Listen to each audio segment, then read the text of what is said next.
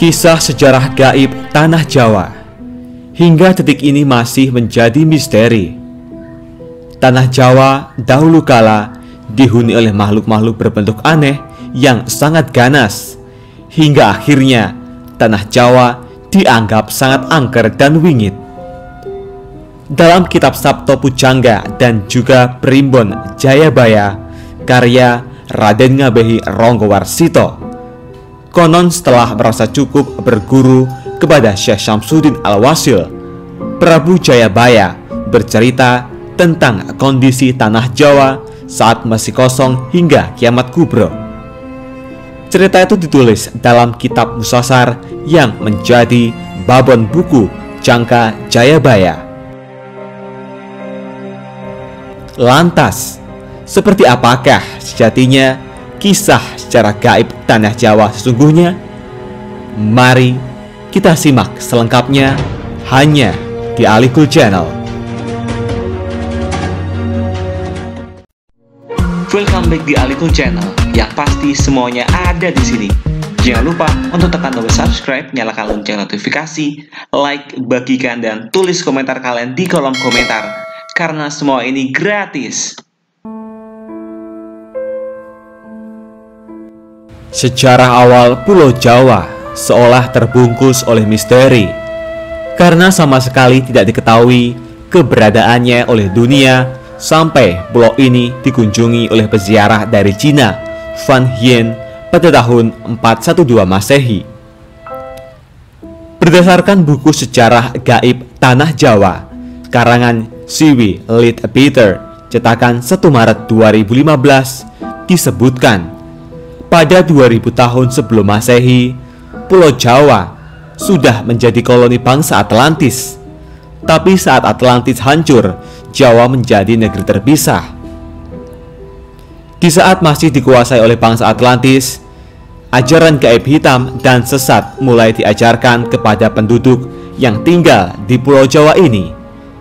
Sehingga pengaruh aliran sesat itu kemudian semakin kuat dan merusak tatanan kehidupan yang ada saat itu.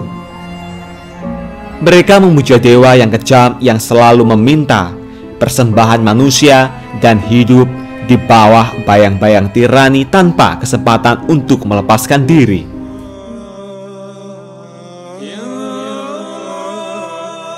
Pada zaman itu, mereka diperintah oleh raja yang merangkap imam agung dari aliran hitam itu.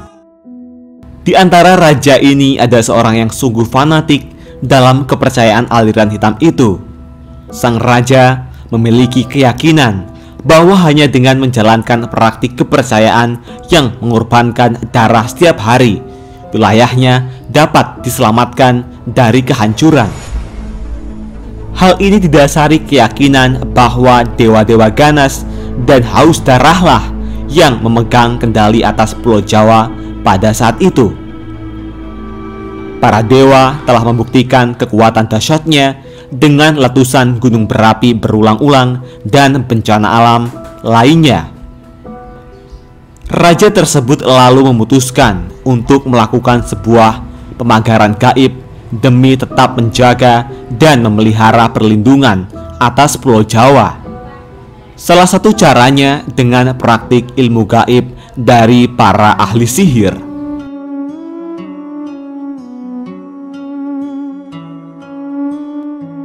Hal ini dilakukan agar kelak semua sesembahan darah kepada dewa-dewa haus darah yang bercokol di seluruh Jawa tetap dilanjutkan di sepanjang abad-abad yang akan datang.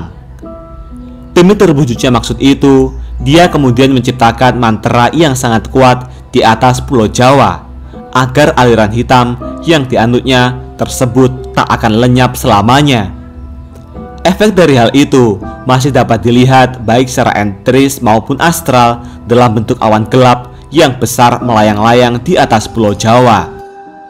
Awan hitam ini anehnya kelihatan seolah-olah seperti tertambat pada titik-titik tertentu, sehingga tidak lantas terbawa oleh angin dan tetap tinggal pada tempatnya. Titik-titik lokasi awan hitam ini sengaja dimatenisir oleh raja dekat dengan kawah-kawah gunung berapi. Salah satu alasannya adalah karena kawah-kawah tersebut biasanya ditempati oleh beragam jenis makhluk-makhluk halus, sehingga makhluk-makhluk gaib itu dapat diperintah oleh sang raja. Kemudian pada tahun 1200 sebelum Masehi terjadi invasi secara damai terhadap Pulau Jawa oleh Raja Vaisvasta Manu yang beragama Hindu. Mereka datang secara damai tinggal di pantai dan pada akhirnya membentuk kota perdagangan kecil yang independen. Mereka datang secara damai. Seiring waktu, kekuatan para pendatang Hindu ini meningkat pesat dan akhirnya menjadi dominan dalam komunitas. Akan tetapi, walaupun agama Hindu telah diterima oleh penduduk, namun dalam kenyataannya, pemujaan lama terhadap ajaran sesat tetap dilaksanakan dan praktik ilmu gaib malah makin menjamur. Melihat kondisi tersebut, Raja Vaivasvata yang berkuasa saat itu meminta untuk mengirimkan ekspedisi ke Jawa pada tahun 78 Masehi. Ekspedisi ini dilakukan untuk menangkal pengaruh buruk dari aliran sesat yang sudah membumi di tanah Jawa tersebut.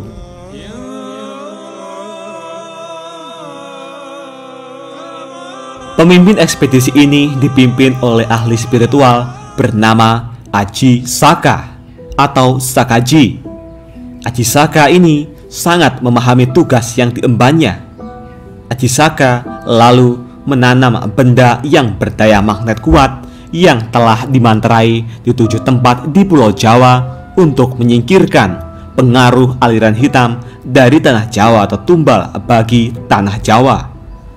Untuk tempat menguburkan tumbal atau jimatnya yang paling penting dan kuat, Aji Saka memilih perbukitan yang mengarah ke Sungai Progo, tempat yang sangat dekat dengan titik Pulau Jawa. Legenda mengenai Aji Saka ini dalam berbagai cerita juga dianggap melambangkan kedatangan Dharma, ajaran dan peradaban Hindu-Buddha ke Pulau Jawa.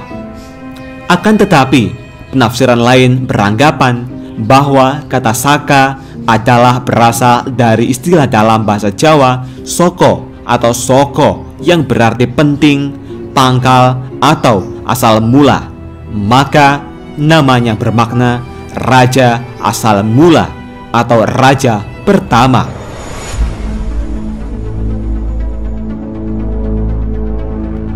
Mitos ini mengisahkan mengenai kedatangan seorang pahlawan yang membawa peradaban, tata tertib, dan keteraturan ke Jawa. Karena Aji Saka telah mengalahkan Raja Jahat Prabu Dewata Cengkar, sang penguasa hitam yang kala itu menguasai Pulau Jawa. Legenda ini menyebutkan bahwa Aji Saka adalah pencipta Tarik Tahun Saka atau setidak-tidaknya raja pertama yang menerapkan sistem kalender Hindu Jawa. Tumbal Aji Saka untuk menangkal kekuatan hitam pun bertahan hingga beratus-ratus tahun kemudian, hingga sampai pada keadaan di mana Jin kembali berkuasa. Hujan darah di mana-mana, bencana merajalela. Pada masa ini berkembanglah beberapa aliran ilmu gaib di Pulau Jawa, diantaranya kejawen, klenik, dan kebatinan. Lalu pada awal abad 13 datanglah Syekh Subakir, seorang ulama yang dikirim ke Sultanan Turki Utsmaniyah ke tanah Jawa. Syekh Subakir adalah seorang ulama besar yang dikirim untuk menumbal tanah Jawa dari pengaruh negatif makhluk halus saat awal penyebaran ajaran Islam di Nusantara. Karena Syekh Subakir mengetahui kondisi Pulau Jawa yang banyak dipengaruhi unsur gaib yang sangat mengganggu, lalu Syekh Subakir membawa batu hitam dari Arab yang telah dirajah.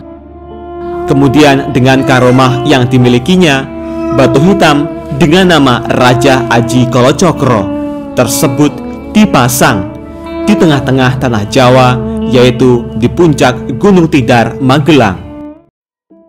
Karena Gunung Tidar dipercaya sebagai titik sentral atau pakunya tanah Jawa. Hasilnya, kekuatan gaib yang mengganggu di Pulau Jawa dapat dihalau. Pada masa ini, ilmu kebatinan berkembang lagi menjadi beberapa cabang, yaitu ketabiban, kewaskitaan, kesaktian, keanuragan, kekebalan, pengasihan, termasuk juga tenaga dalam. Kemudian, sepeninggal Syekh Subakir, pemagaran gaib terhadap pengaruh negatif dilanjutkan oleh para wali songo. Para wali ini mengajarkan ajaran Islam, salah satu di antaranya yang terkenal yaitu Sunan Kalijaga. Wallahu a'lam bishawab.